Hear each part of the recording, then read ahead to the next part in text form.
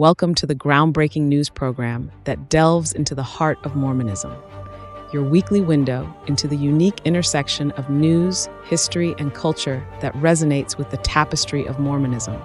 So whether you're tuning in from the heart of Utah or joining us from around the world, your favorite news program starts now, where news meets insight and the stories of our faith unfold. Good evening, everybody. This is Radio Free Mormon. Welcome to another episode of the Mormon Newscast. This is episode number 26. I am joined by my fellow broadcasters, my fellow anchor people, Rebecca Biblioteca and Bill Reel. Good evening to both of you. I hope you're both doing well. Fabulous. Yep, doing great, RFM. Well, we're starting off with a rather somber pair of stories tonight. And if we have the title slide with the different stories on it, there's the first slide. The first story is titled Mormon Murder Suicide in American Fork, Utah. We are going to be getting to that story. Unfortunately, in the past week, there were a pair of double homicides in Utah, one in American Fork, another south in your neighborhood, Bill, in Washington, which I understand is very close to St. George, Utah. And we're going to be starting with that one. And so, by the way, if there's anybody who has kids in the room, just a warning, this is going to be gruesome for the next couple of stories before we get to the second story, justifying the LDS purchase of the Kirtland Temple, which will be a lot more user-friendly. And finally, a piece by Bill Reel on unpublished revelations of Joseph Smith. Rebecca will be taking the second story, and I'll be leading out with the first story. So if we can get ready to go for that, let me see if I can see the slides. I can. Oh, that means it's my story. Here we go. This is the headline from St. George News, the local newspaper down there, Bill Reel. Do you get that? Do you read the St. George News? I do read the St. George News from time to time, and this happened in Washington, which is the city that I live in. It is the city right next door to St. George. One sort of flows right into the other without any space in between. You wouldn't really know you left one and entered the next city because they sort of one big city running all the way along. I know when I saw this story break, I sent a link to you just to find out, if I you knew the person or the family. Yeah. Yeah. And no, I didn't. Right. Well, the headline there in the article that was written by Chris Reed is police say suspect in Washington City homicide has no remorse after killing parents and shooting at brother. Dateline St. George. The two victims in a double homicide in Washington City on Tuesday have been identified as the parents of the suspect in the case, according to the police report of the shooting deaths. Authorities say the suspect, 28-year-old Mia Bailey, admitted to killing her parents and attempting to kill her brother and expressed no remorse for doing so. Here's a picture of Mia Bailey. It was handed out by police. The location and date of this photograph are not specified. Going on with the story, according to reports, Mia Bailey did not live at her parents' home, but drove there on Tuesday evening, June 18th, 2024, entered the home and shot her mother and father. She then went down to the basement area where her brother and his wife were locked in a room and shot a bullet through the door, which did not hit anyone. Mia Bailey then went upstairs once more and put one more bullet in her father's head and also another bullet in her mother's head to make sure they were dead. Her mother was apparently alive prior to the headshot, making sounds of some sort. This is all according to the statement that she made to police, according to police records, according to the Washington News. Mia Bailey then left the home in her yellow Kia Soul automobile. Mia Bailey's brother, who escaped out the window of the room in which he was hiding, went to a neighbor and called police. And by the way, that's my own synopsis of the different reports on this one slide. Here's a picture of police cars outside the residence there in Washington City. The parents, Joseph and Gail Bailey, were found dead when Washington City police responded to reports of shots fired at the home the two shared with one of their sons and his wife. According to the police report, Mia Bailey surrendered Wednesday morning after an overnight search that stretched throughout the area. She is being held at Purgatory Correctional Facility in Hurricane, pending a preliminary hearing. Did I pronounce that correctly, Bill? You pronounced Hurricane correctly. It's the only place on the planet where they pronounce it that way. Okay, very good. Thank you. Bailey is accused of killing her parents at their home on East Chinook Drive in the Washington Fields neighborhood of Washington City on Tuesday evening. She also attempted to shoot her brother, who was living at the house with his wife, the report states. And there's a picture of the yellow Kia Soul. Police say Bailey admitted to killing her parents and attempting to kill her brother. Mia further stated, this is a quote from the report, Mia further stated that she did not have remorse for her actions and that she would not change what she had done. The police report states, Mia stated, I would do it again. I hate them. She later told police that her brother was not her main target, but, quote, she would not have been sad had the gunshot killed him, period, end of quote. And here's a picture of law enforcement arresting Mia Bailey the following day. I think it was in the morning after the all-night search. They finally found her several miles away, hiding in some tall grass against that wall you can see in the background. Bailey's brother, Corey Bailey, and by the way, of all the different reports and newspaper accounts that I read concerning this, it was the Washington News, the local newspaper, was the only one that included this detail, at least that I saw. And I thought it was significant. Bailey's brother, Corey Bailey, sought a protective order against Mia Bailey last July. That would be July 2023. According to 5th District Court documents, 3 other minor children are listed as co-plaintiffs in the order, presumably the brother's children. Judge John Walton granted a temporary protective order on July 18th. The order came a month after Bailey, which would be Mia Bailey, who is transitioning from male to female, was granted by the court a legal gender and name change from Colin Bailey. On October 16th, the court said both parties agreed to have the protective order dismissed. Walton granted the dismissal without prejudice, allowing the order to be refiled if needed later.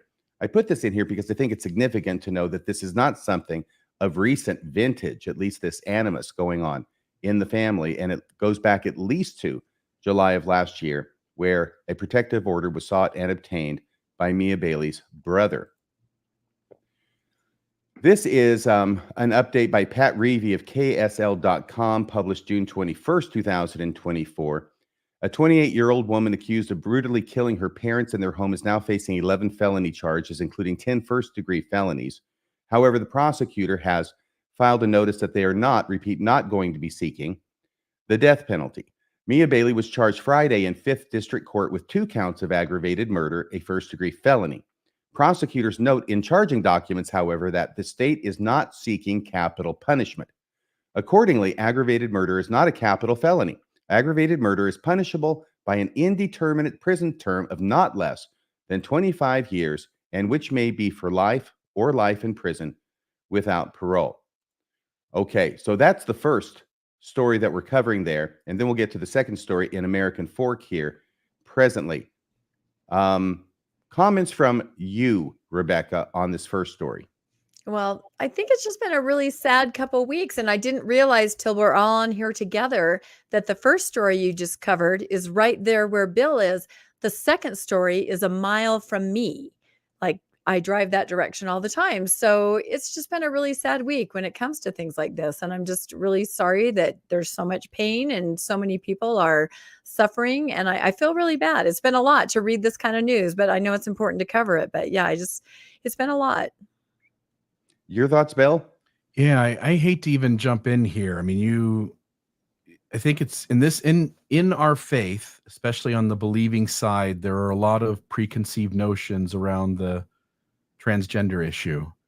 And I just want to be sensitive here and recognize that a tragedy's happened, and until we know more information, maybe we'll never know, sort of understanding what was going on in that home with the way Mia was raised, and what the family said, each of those members of the family, what their situation was and interaction with each other. And as I think all of us know, family dynamics are really complex, and there's a lot of trauma to go around, even in the healthiest of families. And this doesn't seem like this was one of those. Yes, and I share your reluctance to speculate here. I think possibly the only relevance potentially of her transitioning may have been that it may have created some tension with some Orthodox or very conservative parents, possibly brother. I'm not sure. Something happened that got her very, very upset with her parents. She hates them. She would do it again. Regardless of how she was treated, none of that's going to serve as a legal defense against what it is that she's admitted to doing and what it is that she appears to have done, what she's alleged to have done. Let's just leave it that way. Of going to her parents' house, walking in the front door, and then shooting them both, and then putting a bullet through the locked door of her brother's bedroom downstairs. So I don't know. However, that's apparently the state of things, and I will leave it at that. All right, ready to go on to the next one? Okay. Let me see here. Got that up. And now we'll go to the next story, which is the murder suicide in American Fork, Utah, which happened 2 days later. The first one was on Tuesday, June 18th, and this one was on Thursday, June 20th of 2024. This was a married couple who were found fatally shot inside a home. This is a news report from Thursday evening. At the point, they were not even releasing, I think, the names of the victims, though those came out later. They were still trying to piece together what had happened, though it may have been rather straightforward. They were being reticent to share details at that point, but we do have more details going on. The main point of this clip, from my point of view, is about the neighbors and how it is that, whereas the first story we covered seems to have been long-standing, the animus, at least between her and her brother, from the protection order, this came as a shock to the neighbors who didn't see this coming. Of course, they never do. But also, they were together at a baseball game just the night before where they didn't see anything wrong. And that's covered in this story. We're covering Utah County tonight, where an American Fork couple was found dead inside of their home, apparently from gunshot wounds. Yeah, police still gathering evidence from the crime scene. They still have a lot of questions about what exactly happened there. Meanwhile, neighbors say they didn't see any warning signs that something like this could actually happen. Paul Nelson live for us on scene with more. And Paul, what are police saying so far about what they found?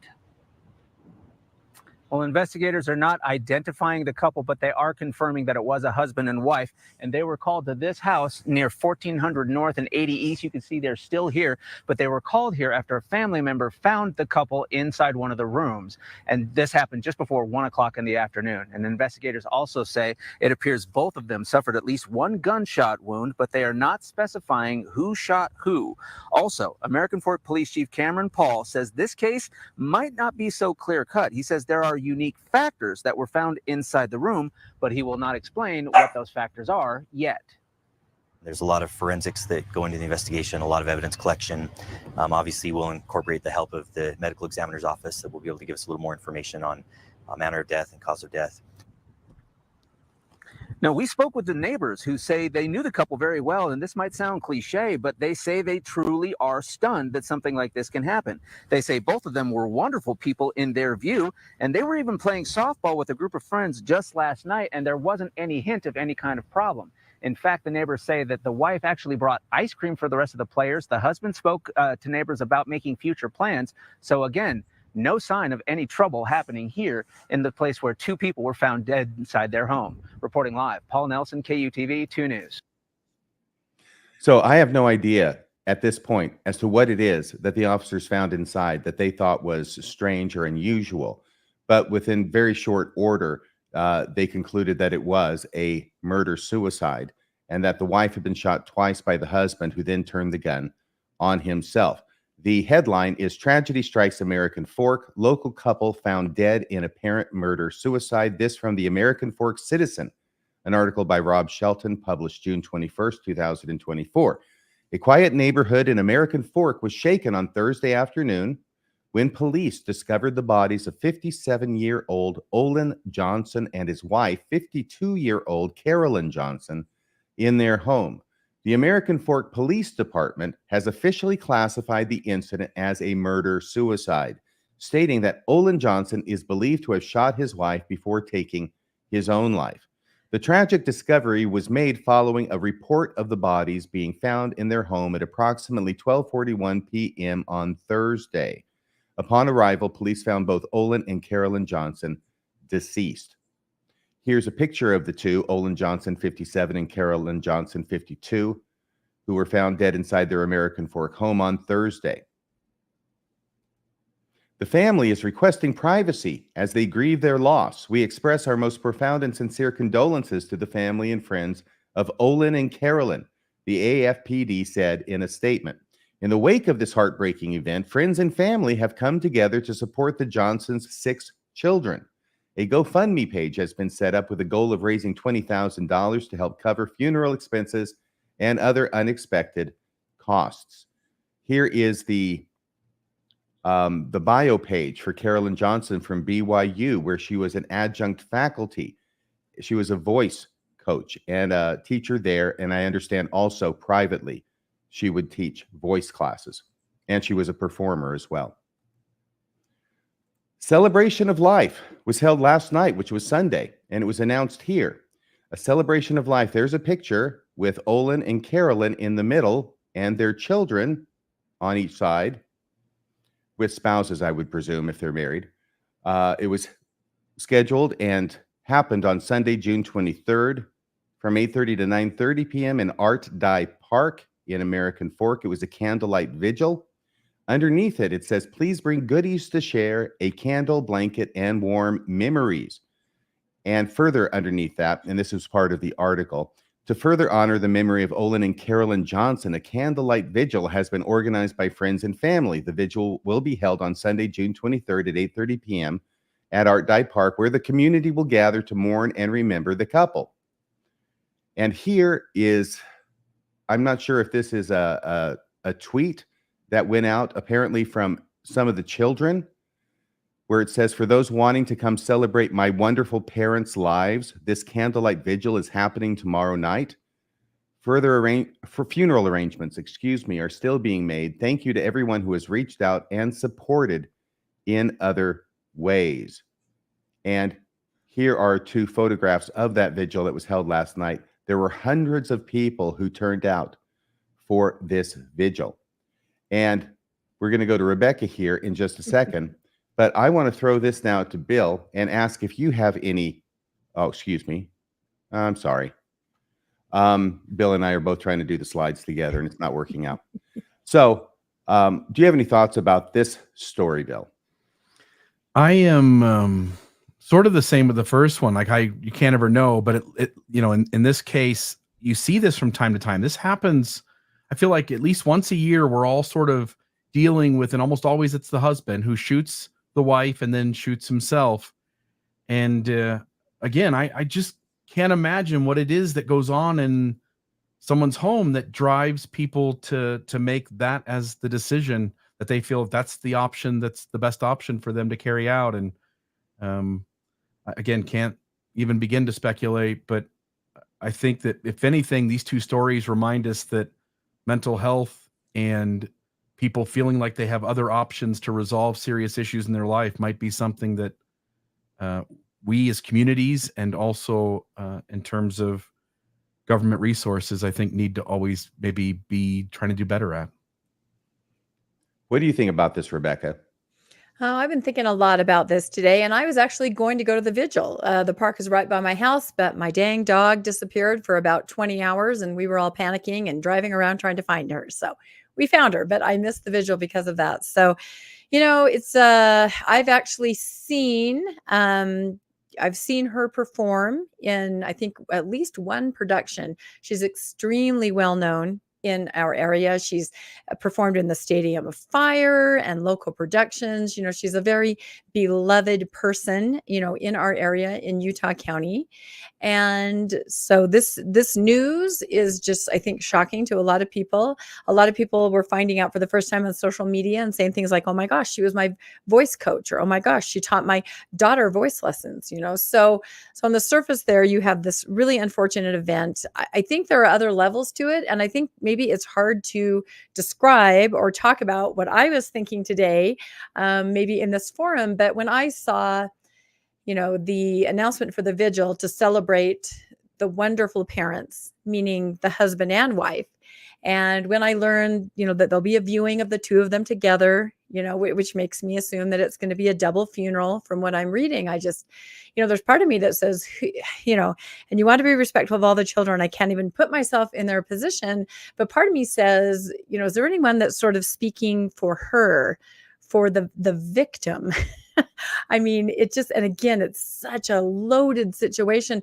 I know there were signs and posts about families are forever, things like that. And I think it just brings this big conversation. Like you said, Bill, you saw this in Enoch, where someone killed their spouse and their entire family. You see this kind of thing, and you just wonder how much this families are forever. If it's not ideal or working here, let's just move it to the next life. I mean, that maybe sounds a little callous, but I wonder if there are those thoughts sometimes in a Mormon male. I don't know. Have you guys thought about that at all? I was just a little concerned. And again, I also understand the kids wanting to heal and grieve and do these things. But I also just wondered, is there anyone that's sort of speaking up for her? And I'm just trying to say that as sensitively as I can. As RFM knows, we had conversations today, and I was a little more upset about the idea that who is speaking for her, the victim.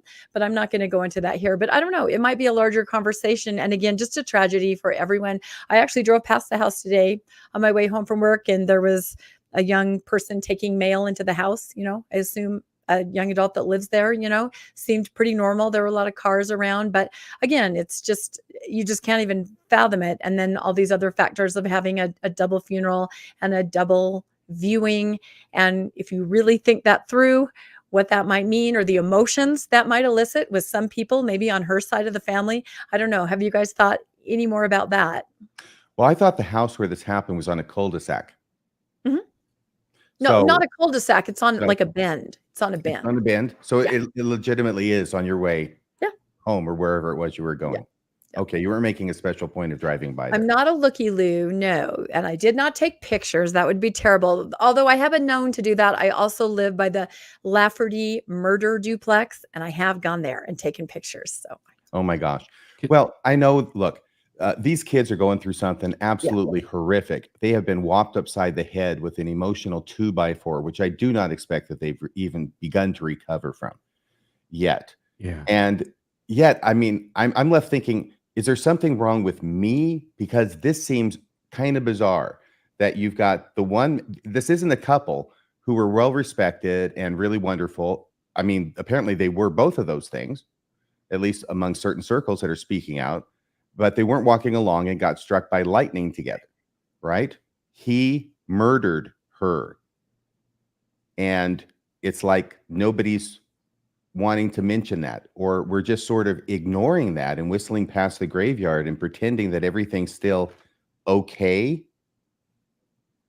Bill? Yeah. The only thing I want to add is this might be really confusing to even the kids. I mean, I can imagine situations where the kids really see a high functioning, happy home, and whatever problems the parents had, and obviously there were some, whatever problems they had could sort of be kept out of view of the kids. I think some parents really do a good job of that. And this may be, again, speculating, but this may be a situation where they're sort of having to deal with two contrary things being true.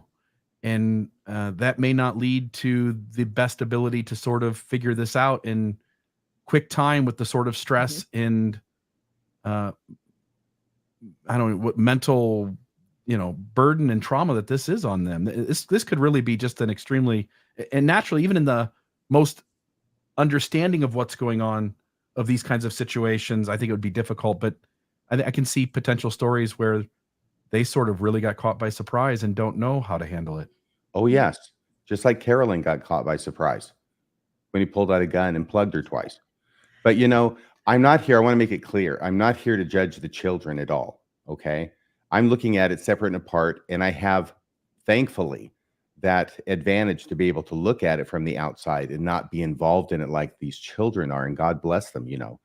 I wish only the best for them.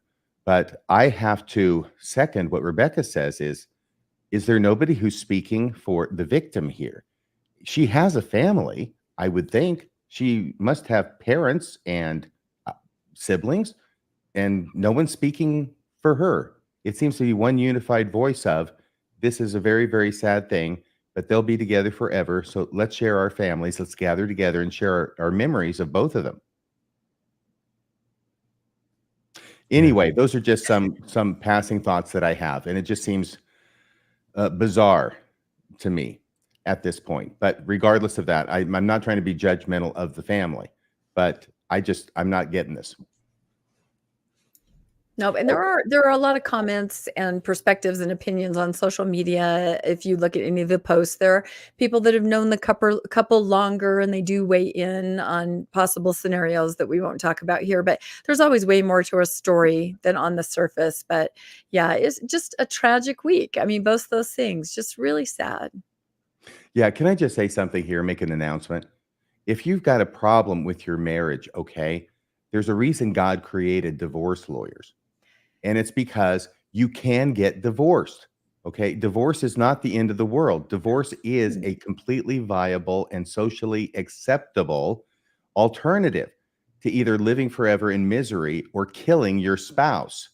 So if you're in a situation like that, just call up a divorce lawyer and get divorced and get out of the house and let everybody continue to live their lives. It may be a different life than you had envisioned together, but at least it will be a life that everybody gets to continue to live. But see, I have a perspective on that. I believe that in Mormonism, divorce is perhaps worse than, just kind of continuing your eternal family later. Do you know what I'm saying? I feel like that plays into some of these situations, especially when the entire family is killed, like what happened in Enoch. Mm-hmm. And in that situation, I believe the spouse was going to leave, was going to take the children, was going to break up the eternal family, the sealing. And I don't know. I mean, I don't know for sure, but I just feel like I think of Chad Daybell, right? Mm-hmm. I mean, look at his scenario, and his children are still, even though he now in court has been convicted of murdering their mother, Mm-hmm. the children are very aligned with Chad. So to me, I think sometimes in Mormonism, and you guys can weigh in, sometimes the idea of divorce is worse than some of these other things that the rest of us would think, oh, well, that's far worse. I don't know. Do you think that there's that microcosm there, that thought? There is a problem that can happen with men. I think it can happen with women too. I see it more in men, is the idea that if I can't have you, then no one else will. So I'll make it so that you can't be with anybody else. And then I'll take myself out of the equation because I'm not going to hang around to deal with the consequences of what I did. And I will say, just Landon makes a really good point, which is if you look at how the community is responding to these two stories, again, two different areas for sure, but both highly Mormon LDS communities, and the transgender murderer is getting a lot of negative sort of lashing out at him in the comments. And again, this family sort of this murderer is being sort of treated as if he's a good person. Yeah. And I think that may be one of the more significant things about these two stories being juxtaposed against each other. Not being judgmental. I think that the me is a she. Yeah, sorry, she. Yes, my it's bad. okay. Yes. I mean, she's gone through all of this. I mean, she's gone through a whole lot of transitioning. She's an adult, 28 years old. I think that first off, I want to say that a trans person engaging in this kind of activity, I know there's a knee-jerk reaction among certain elements to focus on the trans aspect instead of looking at all the non-trans people who are doing this kind of stuff, like just up the road in American Fork, 2 days later, not to mention across the country. It is much easier for a certain group to other. We want to find something about the murderer that we can make them in a group that's different from us. And I think that her being trans just lends itself to that very easily among certain segments of society.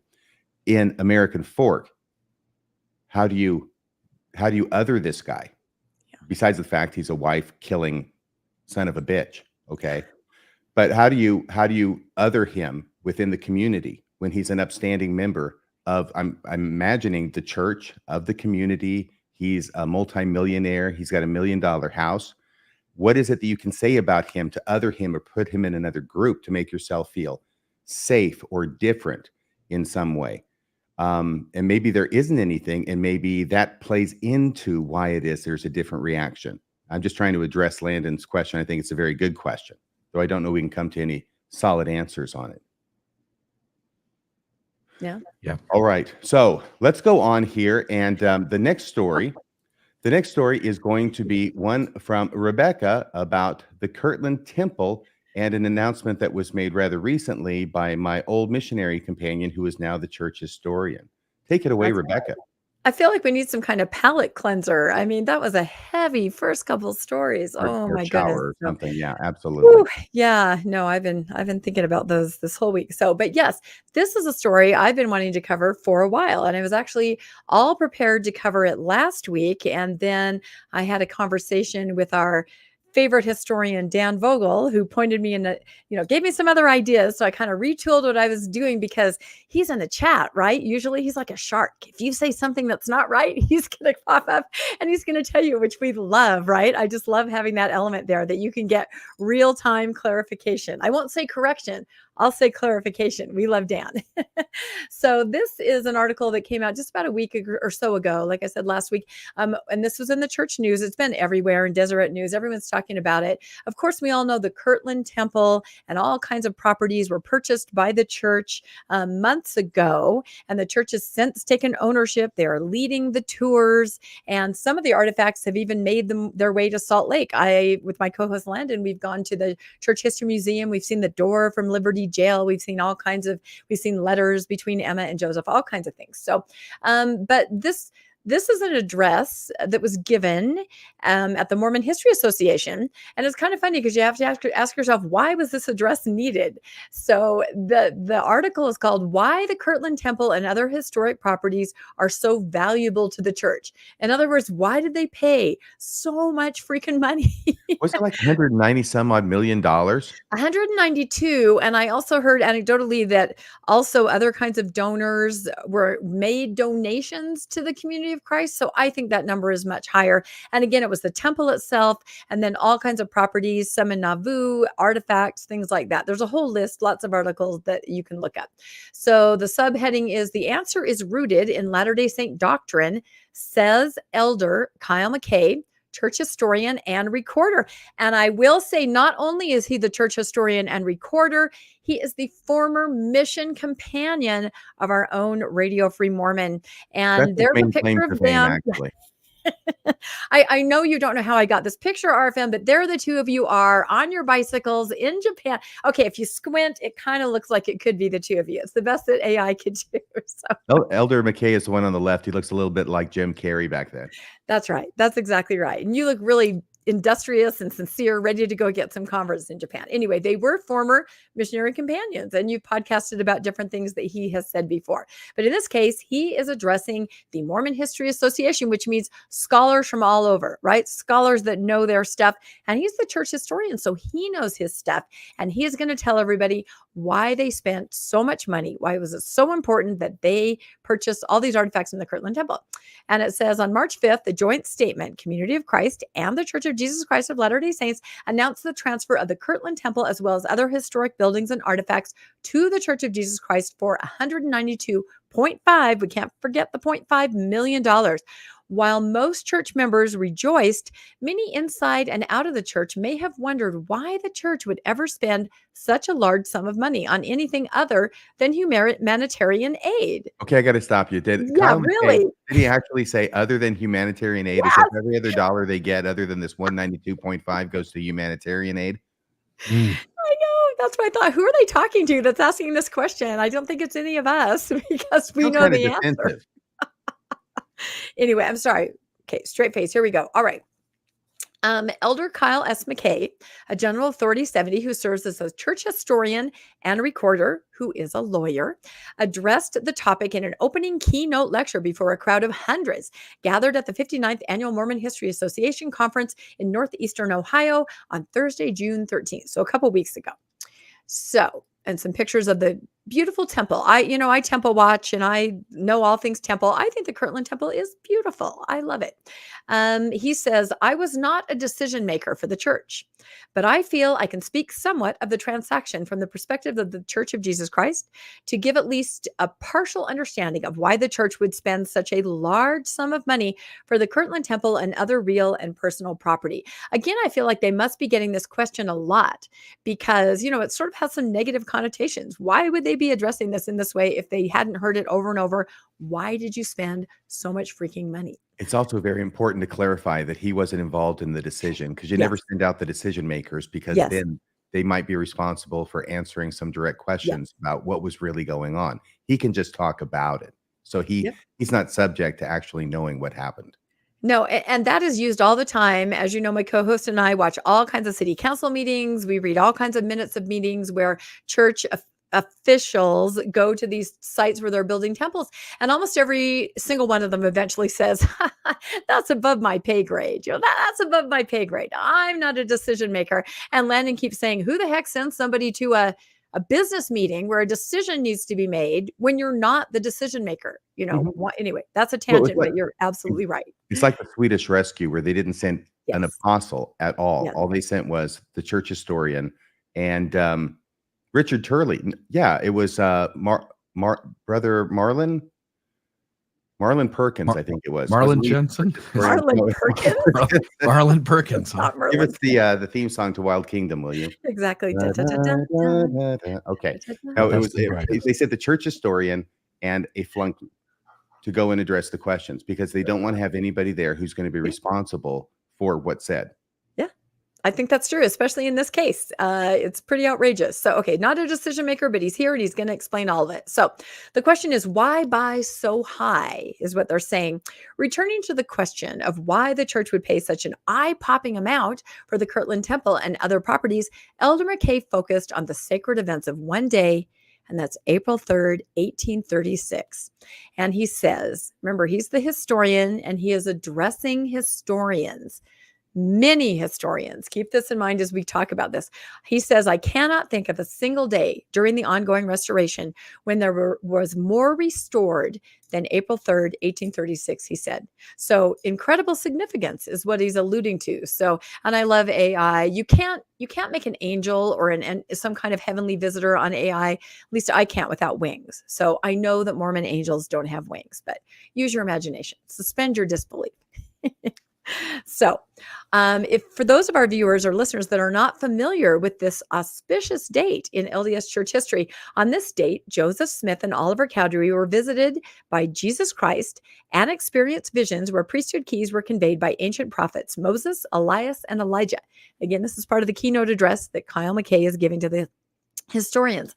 Bullet points are the keys of the gathering of Israel, offering the gospel of Jesus Christ to God's children on both sides of the veil who have not made crucial covenants with God nor received their essential ordinances. Because Also, you can't gather Israel unless you have these keys. Yeah, this is what they're sort of alluding to, which we'll talk about that in a minute. The dispensation of the gospel of Abraham, restoring covenants and blessings promised to Abraham, including the promise of eternal life and exaltation. All of this happened because of these visitations on that day. And also the extremely important one, I believe, the sealing power. The sealing power. This is what the missionaries first hit people with. Do you love your family? Did you think you can be with them forever? Well, you can't. But we can tell you how you can, right? And it's our sealing power in our church, enabling the eternal binding of relationships and the legitimacy of priesthood ordinances, ensuring they are recognized in the hereafter. So Kyle is not wrong. This is big. This is huge. This is the essentials of Mormonism right here on this day. So that makes sense to me now why they would want to purchase this temple. Well, it's kind of like all this important stuff happened there, so we have to buy the building. That's it. You have to have it. And Why do you have to buy community the building. It's kind of like a non sequitur in my mind. He's What? talking about all the important stuff that happened there, so that justifies spending $192.5 million plus however much rich Mormon donors contributed. But the church paid $192.5 million for a building, and so here's why: because this important stuff happened in this building. Well, and it's interesting because being in the hands of the wonderful COC, and they are able to take tourists through, guests through, and they are able to share their narrative from their perspective, which is very different from the LDS narrative. Now that the LDS owns the building, they are able to share these events that the Church of Jesus Christ of Latter-day Saints believe happened here. So these were not necessarily shared before in a tour by the COC. So the answer to why the church spent the money is rooted in Latter-day Saint doctrine. Elder McKay said, "There is little we do in this church of lasting significance that is not done under the authority of the keys restored." The keys that were restored on April 3rd, 1836 in the Kirtland Temple. These keys authorized Joseph Smith and all succeeding presidents of the Lord's Church to gather Israel on both sides of the veil, to bless all the covenant children with the blessings of Abraham, to place a ratifying seal on priesthood ordinances and covenants, and to seal families eternally. The power of these priesthood keys is infinite, and he used the word breathtaking. So it doesn't get bigger than this, right? They probably paid too little. They should have paid more. This is absolutely incredible. So he's putting a lot of weight on the actuality of this event happening on that date in this place. Exactly. And obviously it did happen. And obviously it's very well documented. And obviously they have a lot of journal entries and evidence and all kinds of things that tell you that, yes, indeed, this event did happen. At least this is what I thought. In fact, I never thought about it very much. But a couple months ago, I did an episode with my co-host Landon on Mormonish with the amazing Rob Lauer. He's a Reformed Mormon. He lives back east. He studies this stuff a whole bunch. And he brought up some really interesting points about what exactly you just said, RFM. What exactly is the provenance, I guess if I can use that word, of this event. So we did a podcast about this, and then we went on Mormon News Roundup. Yes, I'm often on 2 different news programs. I can't get enough of the news. And we covered it there. And I just thought this was a sort of a great clip. It's only a couple minutes long to kind of explain what I'm talking about when I say, where's the provenance exactly of these miraculous visitations, these restoring of these keys, the reason that Mormonism is what Mormonism is today, the reason that people, when their children get married in the temple with that sealing power, they have to stand outside. What is the provenance of this? So if you don't mind, Bill, we'll just play this for a few minutes and then we can talk about it.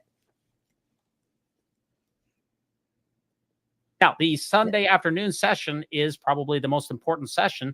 And here we had President Nelson give his address. And guys, he spent a great deal of time talking about the Kirtland Temple. And I believe that's a particular topic that you guys know quite a bit about. We were yelling at the screen. This is an episode that we just put out with the amazing Rob Lauer, I think last week. You can find it on Mormonish Podcast, all about, well, you can see the title of our episode, Elijah and the Sealing Power, the Kirtland Temple Narrative Debunked. And maybe, Landon, do you want to go into this? Because everything that President Nelson said, this is not accurate as far as what happened at the Kirtland Temple.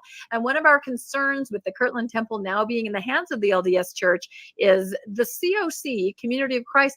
They did not share this narrative of Elijah, Elias, Moses, or the Savior because they've gone through the documents. They understand the provenance is not there to even show that this ever even happened. And now that it's in the LDS hands, I believe this is a story that is going to be told to every visitor that comes. We saw it shared by President Nelson today. Landon, do you want to go into this? Exactly what we're talking about? Yeah, that's right. To tell a narrative that they know isn't true, right there in conference is just extremely disappointing. We went through this just on that podcast, as you said, and it's clear Joseph Smith and Oliver Cowdery, neither one of them ever mentioned Elijah, Moses, or Jesus Christ showing up in the temple. It's not there. It's not in the records. There's a third-hand witness from Oliver Cowdery's brother, Warren Cowdery, that was written on the back page of a journal. Nobody knows where it came from. It has no date on it. And so to make this claim with Joseph and Oliver, not only did they never say that it didn't happen, they kept referring to it happening in the future tense, that it would happen, that they shall come, that they will come, which was a very Christian idea at the time, was that Elijah and Elias and Moses would come right before Jesus came in the end and restore all of these keys. That was a Christian belief. And from the words that we see from Joseph Smith, he was still looking forward to that happening, even though this is 8 years in the past that it supposedly did happen. So there's a huge problem with this narrative. The church leaders know this. They have to know this. And yet here they come out and tell you this story that just has no backing. Yep. And to be clear, so when we talk about a third-party account from scribe Warren Cowdery, it said things like they beheld Jesus. They saw. Last page of a journal. The entry right before that entry is an account of Joseph Smith passing out the sacrament to all of the participants in the Kirtland dedication. And of course, we know the sacrament was wine at the time. So you have the entry about the wine, then you have a third-party account in the very end of a journal about seeing Elias, Elijah, Moses, the Savior. So then what happens? This is 1836. We never hear about it ever again. Joseph and Oliver never mention it in their entire life that this happened in the Kirtland Temple. Finally, in 1842, it's rewritten by Willard Richards into a first-party account where it appears that Joseph says, I then saw the Savior. I saw Elias. And this is given in a sermon by Orson Pratt. That's the origin of it. The provenance is very, very suspect. Now, I know they say it was originally a first-hand account, and as scribes often would, they will look at this first-hand account, supposedly written by Joseph or Oliver, or both, and then they'll put it in the journal as a third party. They'll change it to they. So again, they're hinging on this missing document out there where it was written. But to me, the smoking gun is just what Landon said in all their orations, both Joseph and Oliver. They never said, remember when that thing happened? Remember when Christ came and Elias came and Elijah came? They do not say that. They say, we look forward to the day Elijah will come. We look forward to, the welding link, to the sealing power. And this was regular Christian rhetoric. So it was always a future tense. In their lifetime, it was never mentioned as something that had happened. So that's extremely problematic. And I would like more people to look into it. Different people. Our friend Rob Lauer, he had a lot of information on it, but I would love to see this researched farther because it's a big deal if this is the narrative that everything hinges on, the sealing power. When as a post-Mormon, you have to stand outside the temple while your children are inside being married. What is really happening there based on their own doctrine and the provenance of these sealing keys? I think it needs to be looked at. Boy, I'm on a soapbox, aren't I? Yeah, this was a fantastic episode, and Rob Lauer did a fantastic job. And what we learned from that episode, or at least what I learned from it, is the fact that not only was the priesthood restoration retrofit, the Aaronic priesthood, the Melchizedek priesthood, not only was the first vision retrofit, is that the Kirtland Temple narrative is completely retrofit. And what we saw in General Conference just a few hours ago was President Nelson trotting out a narrative in which we know that the facts are absolutely not accurate. It's not a matter of faith. We know that it did not happen because there was no contemporaneous effort, no contemporaneous record of it, and that the people who were involved said that these things were yet to come into the future. So it's a fantastical narrative that is completely divorced from reality, and President Nelson is doubling down on it, saying that these are the important things which are leading me to build temples. So the foundation for his temple announcements, we know, is built on a sandy foundation, and that's an incredibly problematic thing to take. Any other comments on the Kirtland Temple narrative with regards to President Nelson on this, guys? I'd like to hear from somebody who has taken the tour, the new tour. I have yet to find somebody that's gone through because I would like to know what is being said. As Rob Lauer explained to us, the COC, Community of Christ, did not share this narrative because they did not trust or acknowledge the provenance of it, as we explained. So I would like to hear. So if any of you have taken that tour, drop us a line. Let us know what they are saying. Whew, there we go. That was it. Back to the slides. And you probably saw, this is the reason I didn't do it last week, because you saw Dan Vogel go, I don't agree with this. So exactly. I had to talk to him and find out exactly what was going on. Because he pointed out to me that there were some people that wrote in their journals, and I'll go ahead here. Let's see. That did mention that there'd been some talk of, the Lord appeared, the Savior had appeared, that kind of a thing. So one that he pointed out to me was written by, let's see, is this, I guess I have W.W. Phelps in one. Yeah. Okay. So this is one from Lucius Pomeroy Parsons, who I think I'm actually distantly related to his sister. And he says they have lately had what they term a solemn assembly. They have had wonderful manifestations there of late behind the curtain. They report that the Savior appeared personally personally with angels and endowed the elders with power to work miracles. Because what I learned, oh my gosh, from watching this incredible tour of the temple by Lachlan McKay is that they would actually hang curtains, like divide the room into 4 pieces, sometimes 2 pieces. They had these curtains, just really innovative, that could hang down. So while there were other things going on in that area, baby blessings and preaching, in one corner of the curtain, this is where it happened. This is where Joseph and Oliver, claimed that they saw the Savior.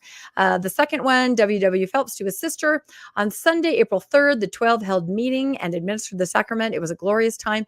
The curtains were dropped in the afternoon, and there was a manifestation of the Lord to Brother Joseph and Oliver, by which they learned, thus the great and terrible day of the Lord, as mentioned in Malachi, was near, even at the doors. Rebecca?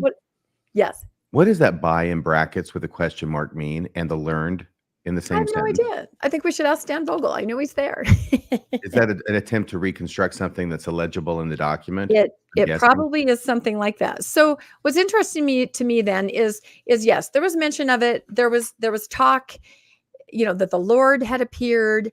There was talk of a restoring of, I don't know, just in general, but it was certainly nothing like what they're claiming. And so I had a conversation with Dan, who I have listed here. Let me go to my slide here.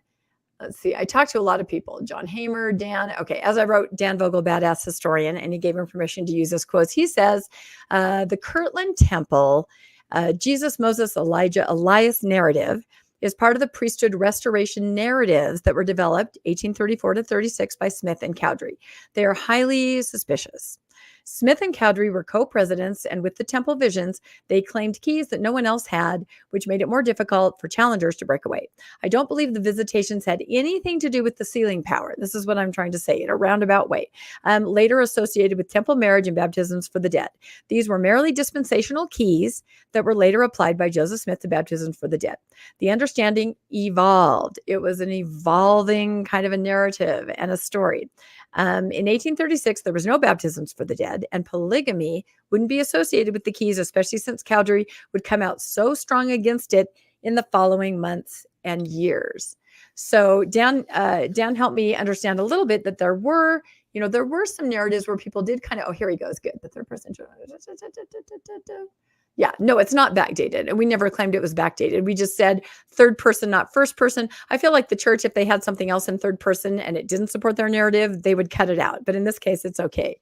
And rewritten during Joseph Smith's lifetime, as Dan explained to me. And so that means, he must have been on board and okay with it. But by the way, Rebecca, a good example of that is we ignore affair and we go with the word scrape. Yes. Because we don't think it's an original by Cowdery. It's added in by either his nephew or his brother, and hence we decide that that's not something we want to go ahead with. Exactly. Or you can believe him as a witness, but you certainly can't believe him when he says this. You know what I mean? You kind of pick and choose if it fits. Yes, RFM. I wanted to just go ahead, since I went and looked it up. It's very easy to find. There's 3 quotes that, if I can add here, from Joseph Smith, where he talks about Elijah and the restoration of keys in the future tense. Yes, there are and many. These are from well-known documents. This is from October 5th, 1840. There are many. 1840, where Joseph Smith says Elijah was the last prophet that held the keys of this priesthood, and who will, before the last dispensation, restore the authority and deliver the keys of this priesthood, in order that all the ordinances may be attended to in righteousness. Once again, that's October 1840, Joseph Smith. That's 4.5 years after this incident is alleged to have happened in the Kirtland Temple in April of 1836. Another is from 1841, again from October, Joseph Smith. The dispensation of the fullness of times will bring to light the things that have been revealed in all former dispensations, also other things that have not been before revealed. He shall send Elijah the prophet, and etc., and restore all things in Christ. That one's not quite so clear in my mind. Yeah, but everything is future tense, which is normal, the Reformation rhetoric. Right. And another similar quote like that from 1843, he shall send Elijah the prophet. Yeah, Joseph Smith continues for the rest of his life to talk about the coming of Elijah, which was critical. We know it's critical because of Malachi, right? And so, but it seems to be forever a future event to Joseph Smith, and not one that I see him referring to as having happened in the past.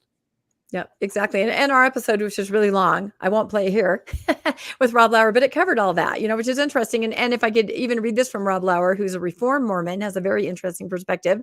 And when he was talking about these other accounts, that Dan brought to my attention, he said, what is missing from these various third-person accounts are references to keys being restored. They all refer generally to the nearness of the end of the great and dreadful day of the Lord, or being endowed with power to work miracles, all of which is completely in line with Protestant apocalyptic expectations and Pentecostal Christianity belief in supernatural gifts such as miraculous healing, speaking in and interpreting unknown tongues. But where are references to keys of sealing powers, keys for performing marriages, sealing people to each other?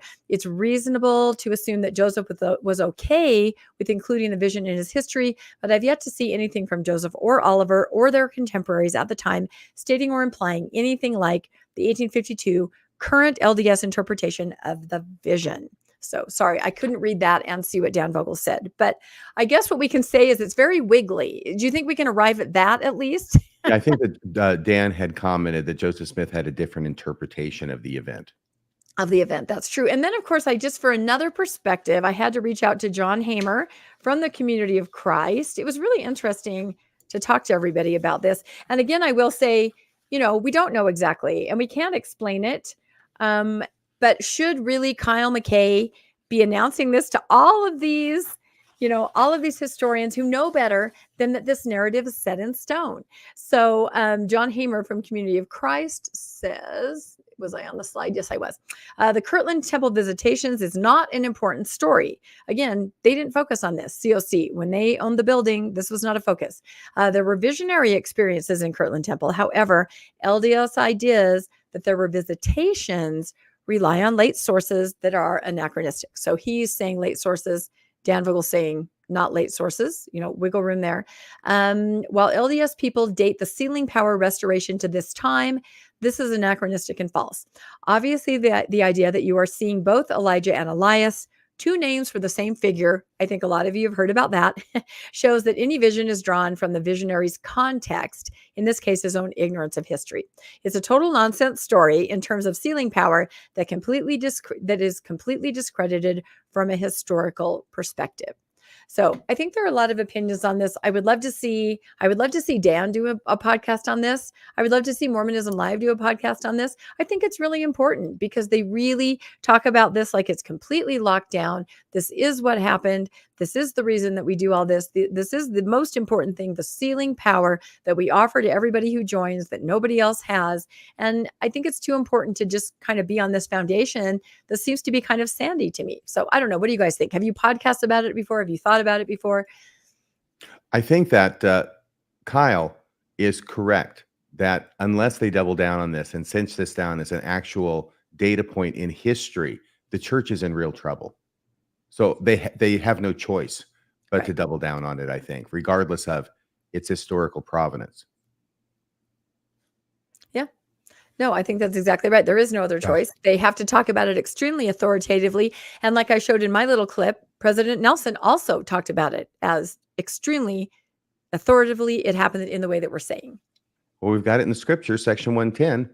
We do have section 110, yeah, but that has a whole interesting provenance too. So nothing is what it is. Don't we know that by now? Bill, what do you think? Any thoughts? The only thing I want to add to this, one, the fact that you put curtains up means that whoever has the experience behind a curtain, everyone on the other side of those curtains can't see that experience. Yeah. So any claim made is made by a small subset of people in the Kirtland Temple, even if other people walk away having heard that happened and then testify that it happened.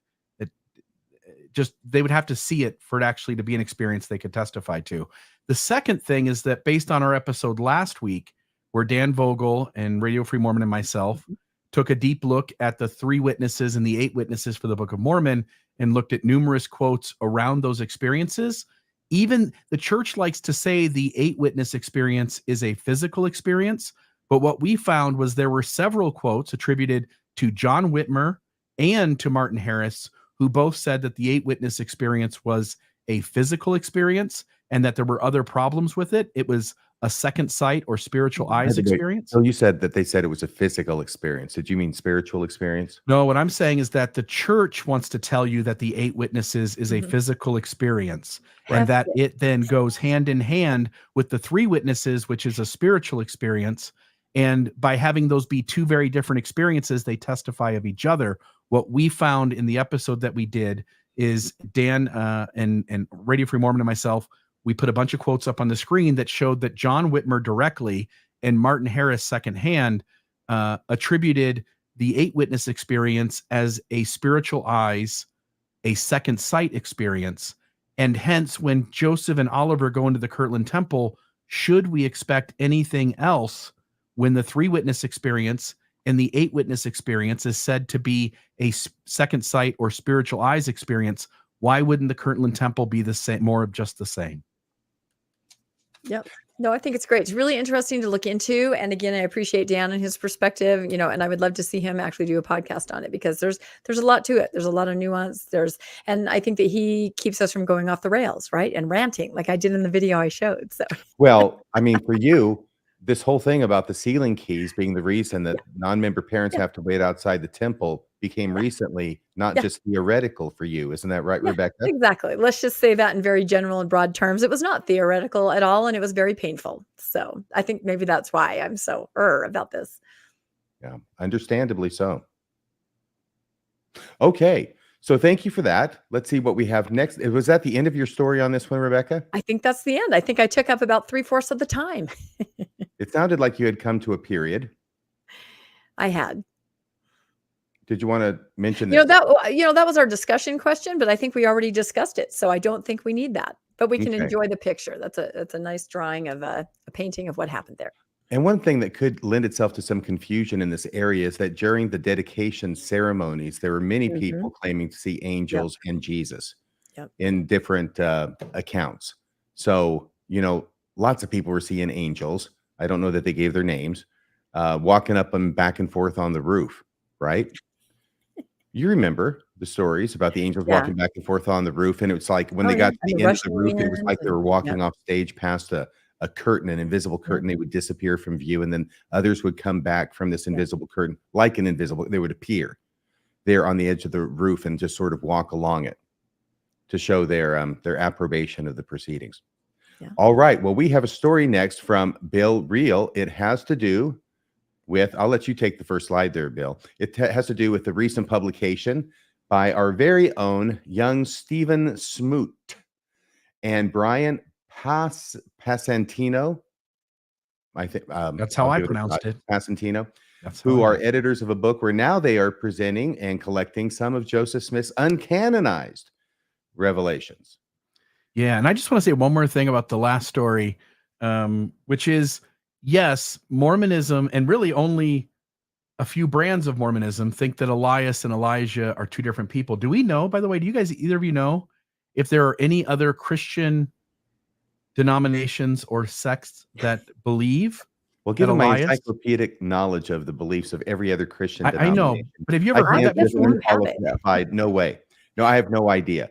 No. All I know is what you know, which is that Elijah is the Old Testament word for the individual who appears in the Old Testament. And when he's referred to in the New Testament, the same individual, the Greek form of the Hebrew Elijah is Elias. Yeah. No, when you Google it, there are, page after page of it's the same person. Of course, there are apologetics. There's Fair Mormon that try to explain it. But I think for the world at large, most people understand it as 2 names, 2 references to the same person. Yeah, when they're pushed up against the corner like that, they always have to go with Elias isn't a name, it's an office. Exactly. Someone's in trouble with their argument when names start becoming offices that can be applied to multiple persons. You know how to tell when Fair Mormon's lying to you, don't you? How? When they're moving their lips. All right, here we go. Here's the video. This is the information on Joseph Smith's uncanonized revelations.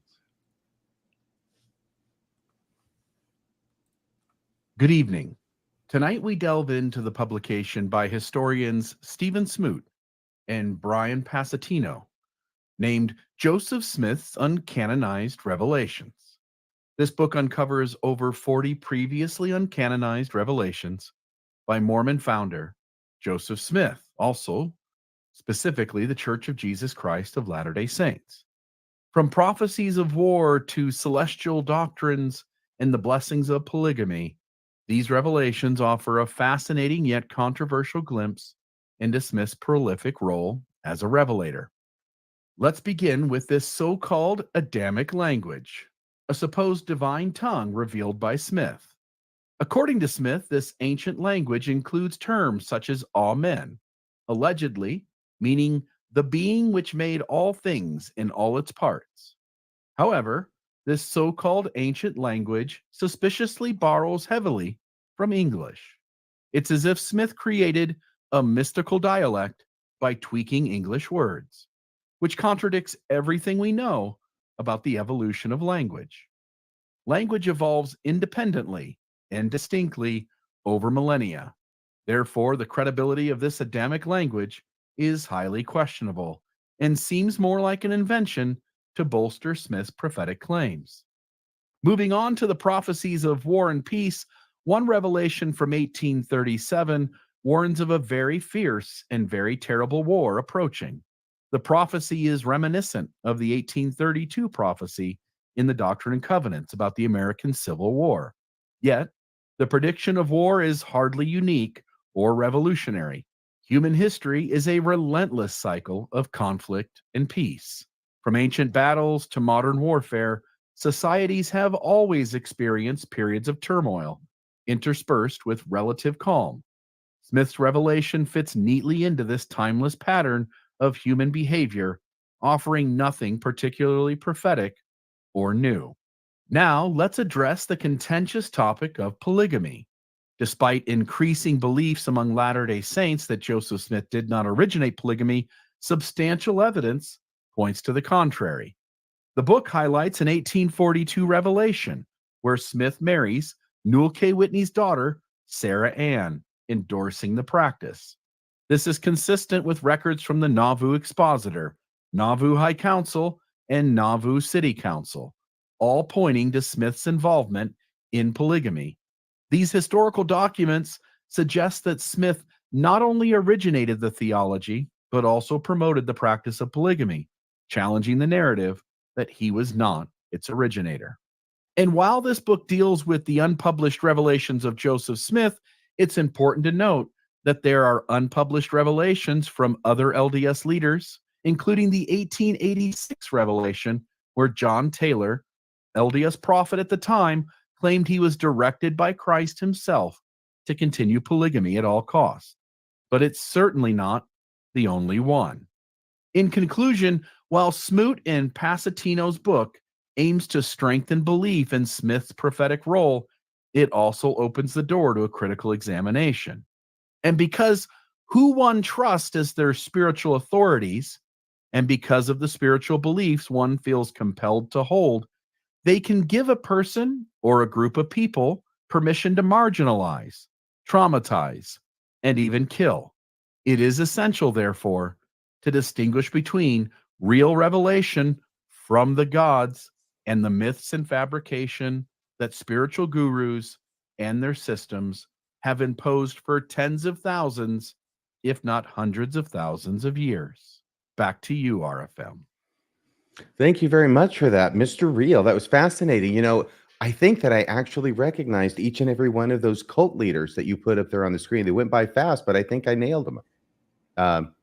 You know, theoretically, or yeah, there's a whole bunch of them. So yeah. I don't know that I don't have anything necessarily to add to the end of that. Everybody thinks their church is true, and everybody knows the crazy that's on the other churches outside of it. Mm-hmm. And I think all of us maybe could also do ourselves a favor if we just considered for just a moment, maybe our church wasn't any different. And hence, the things that we teach and we say, we ought to be 100% sure, or as close as we can to that, or make sure that it's healthy before we take the things that our leaders say and kind of implement it into practice. Rebecca, your thoughts? Oh, I don't think anyone could be that self-aware, right? Could we? I don't think so.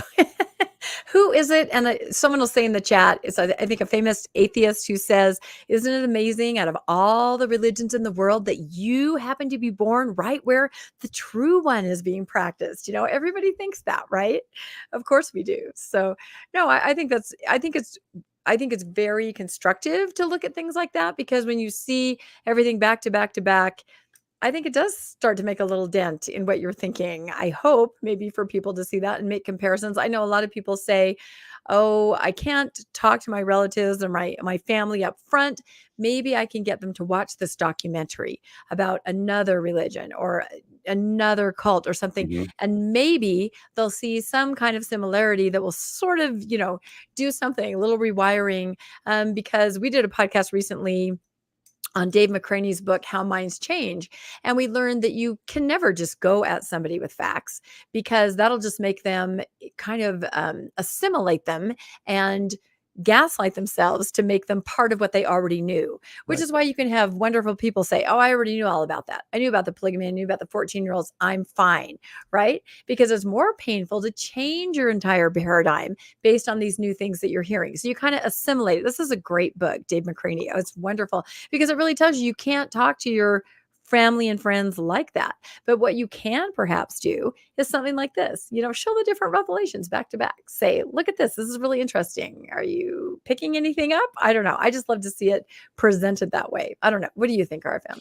What I think there is that there may be a connection, that sometimes there are beliefs that are thrust upon us, or someone shares with us, or we stumble upon them, that are so painful to us that would cause us to reorganize our entire outlook so much that we refuse to do that. And that we therefore, like you said, we'll take these facts, we'll incorporate it into our worldview, but our worldview is not going to change. It's going to be more Correct. defensive, going to be making excuses for it. And I can't help but thinking that a similar thing's going on with that murder suicide in American Fork with some members of the community, that they can't. It's too painful. It's too psychologically devastating to actually deal with the reality of what happened. And that may be why it seems surreal to me, the way it's being approached. By the way, on a lighter note, and Joseph Smith's examples of the Adamic language, I can't help but be reminded of Zoom talk from the early 1970s. You remember the show Zoom? I think it was love on Zoom. PBS. We're gonna zoom. Yep. Yes. Do you remember Come Zoom talk? on, give it a try. Yeah, you watched Me and it. Mark Zappala would talk Zoom Yeah. talk on the back of the school bus, and nobody else could understand us. I'll give you an example if you want. Okay. Hi, bye, Fribbins. Bibis, ibis, bamban, alban, clibbif. Waban, Yep. tubu, 3B, abba, splabbit. You know what I was Bye-bye, saying to Fribbins. Bill? He's too young. He has no idea what we're talking about. Yeah. All you do no. is take every syllable of what you're saying and put a B in the middle, and you. Yep. So hi, bye is hi. Hi, bye, Yep. Fribbins is hi, Hi, my Fribb. Fribbins friends. Yep. Yes. Dibis, ibis, maban, alban, clibbif. It's not easy to do. I've lost my knack, obviously. Dibis, ibis, maban, alban, clibbif. This is man on cliff. Waban, tubu, 3B. 1, 2, 3. Ah, splabbit. So did you actually do this out in public? Because of course my friends and I would Yes. do it like inside, but This we was the never would have joy. ever done that in public. The joy of doing it in public is to be able to talk to each other about whatever we wanted to talk about, and nobody else could understand us. Yep, that's true. Did anybody talk about Joseph Smith's revelation of the 15 other planets besides Kolob? That's You sort of mean my the one favorite. in facsimile 2? Yes. Where he Yes. looks up into the sky and he says, there's Zip, Fliss, Shin Fliss. And then I feel like he's kind of like looking around the barnyard of the people that are looking at the sky. He goes, there's Wagon O Oxen. Literally, there's a planet called Wagon O Oxen. I feel like he's just looking at things in the barnyard and like shouting them out. There's Kolob, there's Wayne. Wayne's World does exist. Wayne All these Newton? things. And they were hanging on his every word. But it's funny how, I never learned that when I was a kid, that these are the other names of the planets. They say Kolob, but the other ones are just too out there. Yeah, we're busy subtracting planets. We had 9 when I was a kid. Now we've got 8. Oh, But yeah, Joseph Smith gives us Pluto. 15 governing planets, Yep. which happen to be the same number as the 12 plus the first presidency. Yeah, that's it.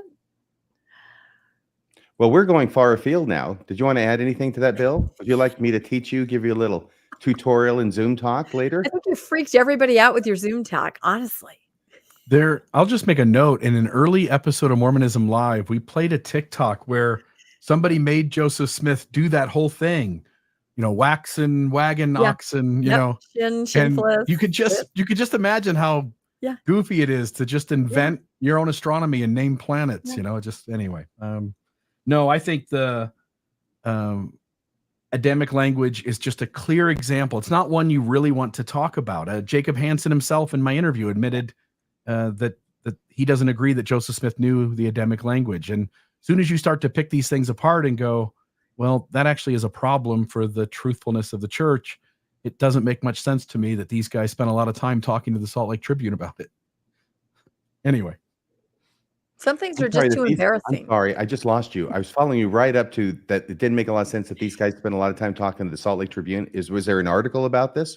Yes, the Salt Lake Tribune. This is where I got the idea to cover this, was that the Salt Lake Tribune did a similar coverage of this book, and they picked out those three revelations, the Adamic language, the war prophecy, and the letter about Sarah Ann Whitney in regards to Joseph's polygamy. And so you have Stephen Smoot talking out loud about the Adamic language that everybody now is reading the Tribune about that story. And if anybody just spends 10 seconds, which again, all of us Mormons never did. I never turned my brain on and thought about these things this way. But as soon as you look at the Adamic language and go, there's like 3 English words in there. Mm-hmm. That doesn't make any sense. How did the Adamic language come from anything that would resemble English? And it shouldn't. That makes no sense at all. But that's what we're left with, is Anglesmen.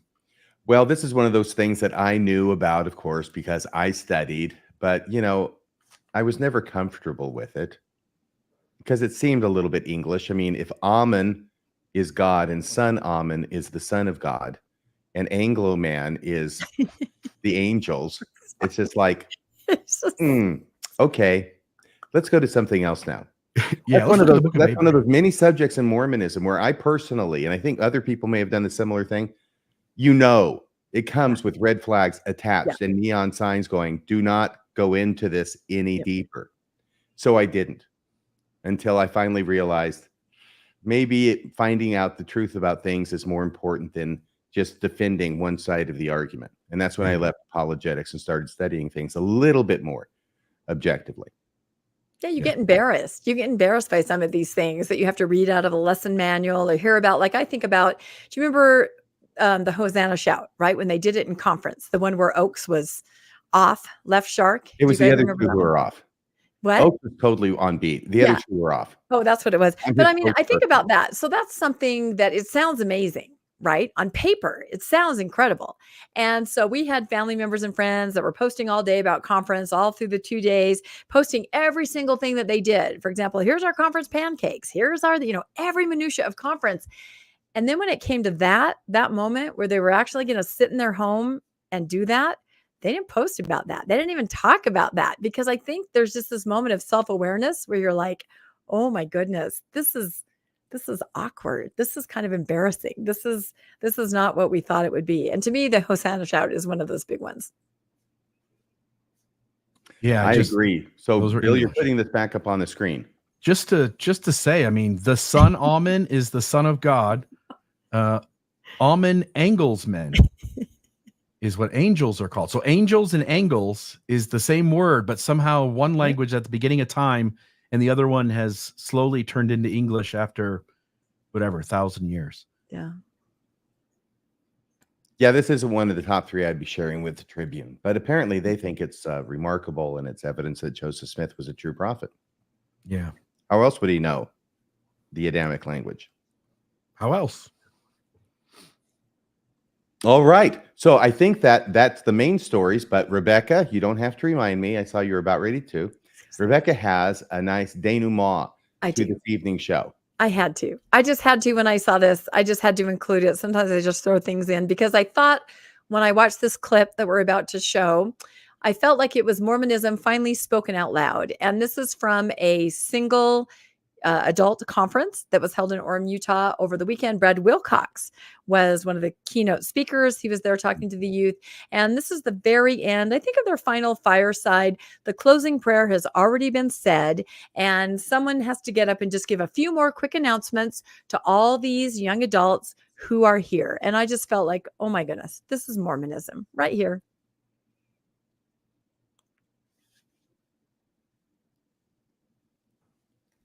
couple of real quick announcements.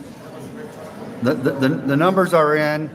There's 329 men and 654 women here. Refreshments are in the south building. And if you'd like to help clean up, please meet over by the custodial. We need vacuuming, mopping, and cleaning the bathrooms. Thank you. Oh, I'm sorry. A little guy like Spencer Kimball in the background. I love the reaction on his face when he hears twice as many girls there as women. And they all laughed. They should not be laughing. Like, I want to cover this article. I'm not kidding. This disparity between the number of men and women, marriageable young adults. Women need to take note. This is not a laughing matter, honestly, although I'm laughing and my eyes are watering. But don't you think first you have the gender gap, then you have refreshments, and then you need to scrub the bathroom. I mean, I just thought it covered everything. I know, it's like Surf City. 2 girls for every boy. Or it's actually worse than that. I mean, that was just that one conference. It's actually, I think, 6 girls for every guy in Rexburg. So I've heard. Wow. Let's all move to Rexburg, Bill. It's going to be hard It's going to be hard for I mean, obviously we understand the whole point of this. It's going to be hard for believing women who are encouraged to not settle for anything less than a temple marriage to find a temple marriage. And as you pointed out before we even started the show, these women, if I'm a single sister and I hear those numbers, at that point, I'm going to go home and go, you know what? I'm going to start looking outside the church. I'm not going to let this thing tell me that I need to marry a faithful, worthy man in the church when the chances of me finding that is slim to none. And I don't want to make any horrible jokes, but I hear a lot of stories from people about the men who are in those older singles groups. And it, in other words, the 2-to-1 numbers, it's actually way worse than that, if I can say that. Yeah, no, it is. That's a huge soapbox. I have a huge soapbox on this, and I'll do it right now. No, I think, can I do it right now? I feel like it's a disservice to women in the church of any age to not be really upfront about those numbers. It really is, I believe, 5 or 6 to 1 in Rexburg, somewhere like that. Church-wide, the disparity is at least 3 to 1. And I feel that women are owed that. They need to be told that. And I feel like leadership should say, look, the odds are against you. Why don't you just, like you said, Bill, look outside, find another nice Christian person, find somebody that will support what you're doing, find somebody. And I'll tell this story very quickly. This is about my husband. So when he was little, his parents got divorced in the 60s. Now that's rough. He had a huge family. I'll say it was over 10 kids, right? That is unheard of in the 60s to get divorced in that situation. So his mom is single and she goes to a single adult activity. She's 40 years old, right? And she's divorced and she has 10 kids, 2 sets of twins. I mean, we're talking, this is a package. So she meets a wonderful man there. He hangs out with LDS people. He is friends with LDS people. He's not LDS, right? They start dating. They start going out. It gets where they're getting more serious. She goes to the stake president, and this man's my hero, and I think changed everybody's lives, at least in my husband's family. She said to him, he's not LDS, but he wants to marry me, and he wants to bring my 10 children to his house, and he wants to help us and support us and send us on missions and send us to school.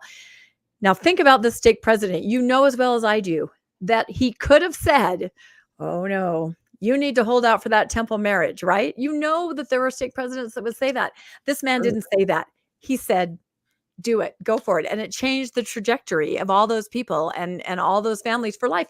And he eventually, years later, did join the church, but he was a wonderful Christian gentleman. And they had a wonderful life even before he joined the church. So that's my soapbox, locking it down that it has to be someone in the LDS church. It's a disservice, I think, to women that would like to experience life and family and kids. I don't know. I feel pretty strongly about it.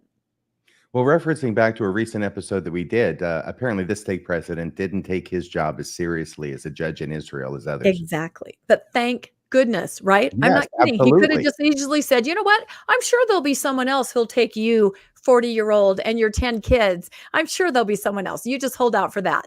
Nope. And I know that she would have done whatever he said. So thank goodness for this man who really saw things clearly. I'll tell you the other thing I thought, which is if I'm a guy sitting in that crowd and I'm a halfway decent guy, Got moderate Good to know. looks. I got Yep. a Oh, decent yeah. job. You can get a I'm 10. shooting for the stars. I'm gonna Yep. take the top 10% and ask them on a date. Yep. Uh, 100%. yeah. Yes, this period of time in the LDS Church will be known to future historians as the rise of the Dilbert. There is that, honestly. Yeah, you can date way beyond your, A team, B team. There's all that. You can date Bill. way beyond that if you're a faithful member who's a guy who can take someone to the temple. Yes. And Bill, I was thinking about that line long before you said what you said. I want you to know that was not personal. That was not directed at you. Not personal at all. Aim for the stars, fellas. Yeah.